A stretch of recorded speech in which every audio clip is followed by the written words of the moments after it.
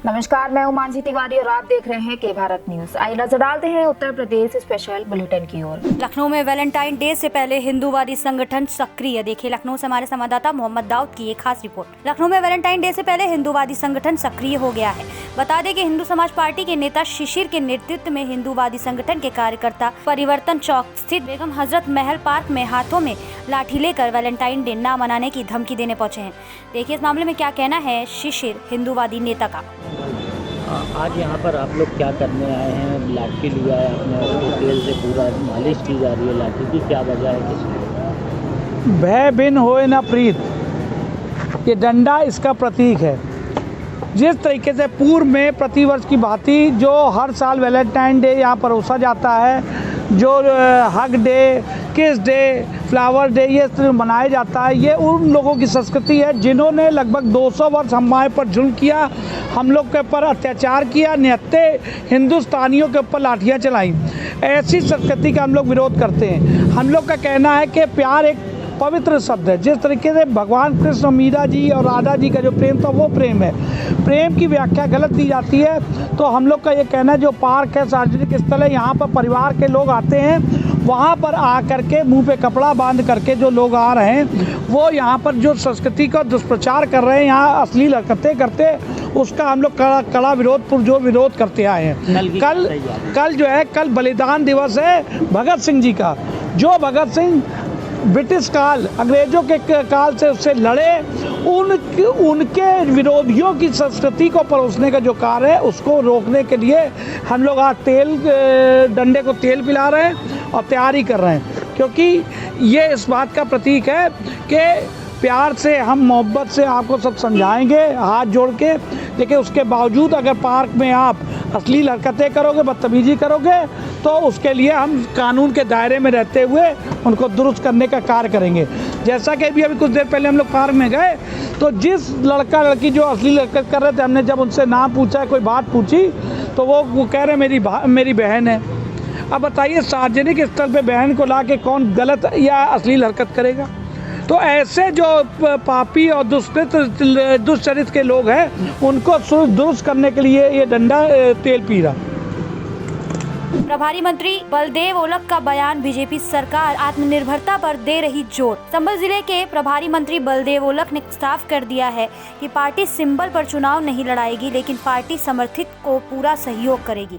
बता दें कि शनिवार को संभल में भाजपा के जिला कार्यालय पर प्रेस वार्ता के दौरान प्रभारी मंत्री बलदेव सिंह ओलख ने केंद्र सरकार द्वारा चलाई जा रही विभिन्न योजनाओं की जानकारी देते हुए कहा कि बीजेपी सरकार आत्मनिर्भर पर जोर दे रही है। आइए जानते हैं इस पर संभल के प्रभारी मंत्री बलदेव सिंह ओलख जी का क्या कहना है। मंत्री जी, सबसे पहले मुझे ये बताना कि कैबिनेट पेपरलेस हो रही है, तो उसके लिए क्या कुछ तैयारी की जा रही है? देखिए, हमारे उत्तर प्रदेश सरकार में माननीय योगी जी के नेतृत्व सभी को पीठ पे दे दिया गया है और उसमें ट्रेनिंग भी चल रही है और उनको जिनको सीखना है उनको सिखाया भी जा रहा है। सरकार की इच्छा है कि पेपरलेस करके और कंप्यूटर पे ही अपने जो प्रीपेड वो है उस पर काम करने के लिए सारे मंत्रालयों को उन्होंने किया है। दूसरा, ये चूँकि पंचायत चुनाव नज़दीक है तो उसके लिए क्या कुछ तैयारी की जा रही है और क्या बीजेपी अपने सिंबल पर चुनाव लड़ाएगी? पंचायत चुनाव नहीं, देखिए, पंचायत चुनाव अप्रैल में होने की संभावना है, तिथि आने वाली है। अभी खाली रिविजन का चार्ट आया है कि किस तरह से जिला पंचायत डिक्लेयर हो गया, कैसे ब्लॉक की और जिला पंचायत के मेंबर्स, प्रधान, बीडीसी का अभी रिविजन होने वाला है और उसके बाद चुनाव होगा। जहाँ तक सिंबल का सवाल है, भारतीय जनता पार्टी के पहले भी जिला पंचायत के घोषित जिला पंचायत के मेंबर रहते हैं, जिला पंचायत का अध्यक्ष रहता है, प्रमुख रहते हैं और यही, बाकी तो सिंबल का जो है, सिंबल का प्रयोग नहीं है। पार्टी समर्पित लोग सिंबल पर नहीं लड़ेंगे। सिंबल पे पहले भी नहीं कभी चुनाव हुआ और सिंबल पे अब। मुख्यमंत्री जी, जो केंद्र सरकार का बजट आया है और यूपी सरकार का बजट आने को है, तो यूपी बजट के में जनता को क्या राहत मिलेगी? देखिए, जो केंद्र सरकार का बजट है, आत्मनिर्भर भारत के लिए समावेशी बजट जो हमारे माननीय प्रधानमंत्री नरेंद्र मोदी जी के नेतृत्व में जो बजट आया है, वो एक सारी बहुत बड़ी उपलब्धि।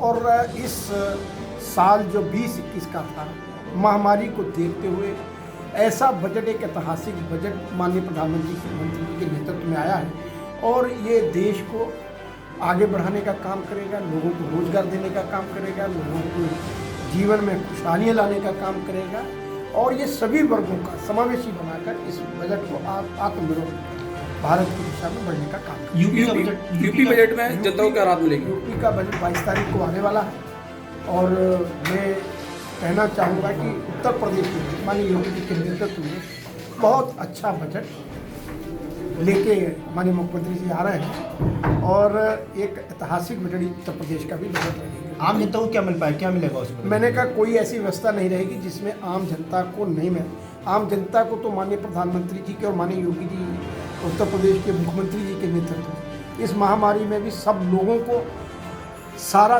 सम्मान दिया गया। उनको खाना पीना रहना साधन पूरे तरह उनको काम और सम्मान दोनों दिए गए हैं और आगे भी इस बजट को देखते हुए बहुत अच्छा बजट रहेगा। मंत्री किसानों का लगातार आंदोलन चल रहा है कृषि बिल को लेकर के और लगातार वहाँ पंचायतें शुरू हो गई हैं, तो प्रदेश स्तर पे किसानों के लिए क्या रणनीति बनाई जा रही है महापंचायत को देखते हुए या किसानों के आंदोलन को देखते हुए? देखिए, किसान हमारा अन्नदाता है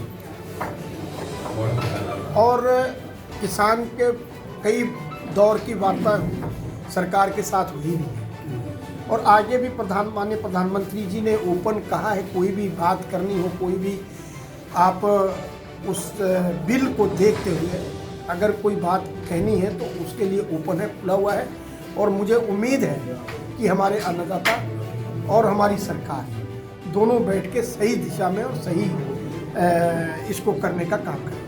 मतलब जी एक सवाल और है कि एमएसपी मिलने से पहले, आप जब ये संबल के प्रभारी मंत्री भी हैं, तो एमएसपी मिलने से पहले ही संबल में धान क्रय केंद्र बंद हो गए हैं, तो उसमें क्या कुछ कहेंगे? देखिए, मेरी बात सुनो, ये पहला ऐतिहासिक काम है कि माननीय योगी जी के नेतृत्व में एक बहुत बड़ा धान की खरीद उत्तर प्रदेश में हुई। मैं मानता हूँ कि पहली सरकारों में या पहले धान की खरीद गेहूँ होती थी, एमएसपी की धान की खरीद नहीं होती थी, मगर इस तरह मैं आपको कहना चाहता हूँ जिस तरह से कई लाख मेट्रिक टन धान की खरीद हुई है और सरकार ने उसको पैसा दिया है, एमएसपी से के ही रेट से पैसा दिया। नहीं, आप संबल के प्रभारी मंत्री हैं और संबल में एमएसपी मिलने से पहले ही धान क्रय केंद्र बंद कर दिए गए। भैया, धान का सीजन कौन सा होता है? अक्टूबर नवंबर, ठीक, लोगों का अक्टूबर नवंबर में लोगों का मैक्सिमम धान सरकार ने लिया और अब भी कुछ सेंटर होंगे, मगर बाकी सेंटर जो सीजन होता है, सीजन में सारे सेंटर होते हैं, फिर भी अभी भी किसी किसान का है तो वो एमएसपी के जरिए धान ऐसी तमाम खबरों के लिए बने रहिए हमारे साथ और देखते रहिए के भारत न्यूज।